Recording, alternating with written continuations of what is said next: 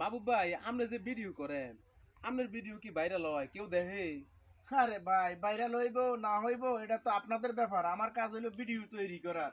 আপনাদের কাজ হলো ভিডিও দেখে গঠনমূলক কমেন্ট করলে তারপরেই তো ভাইরাল হওয়ার একটা রাস্তা থাকে। আর আপনারা যদি না দেখেন ভাইরাল হইব কিভাবে ভাই?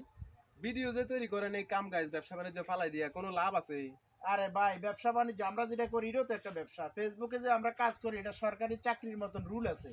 আমরা এই রুল মানি চললে আমাদের ভিডিও ভাইরাল হবে। আর আপনি যদি রুল না মানি চলেন তাহলে আপনার ভিডিও কিভাবে ভাইরাল হবে ভাই?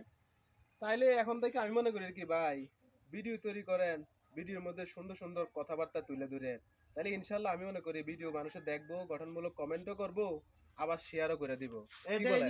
এটাই নিয়ম ভাই। সবসময় গঠনমূলক ভিডিও করতে হবে এবং যারা আমার অডিয়েন্স আছে তারাও গঠনমূলক কমেন্ট করবে। আর আপনি যদি ভিডিও তৈরি করতে না পারেন তাহলে কিভাবে গঠনমূলক কমেন্ট করবে ভাই? এটা সোজা কথা আর কি।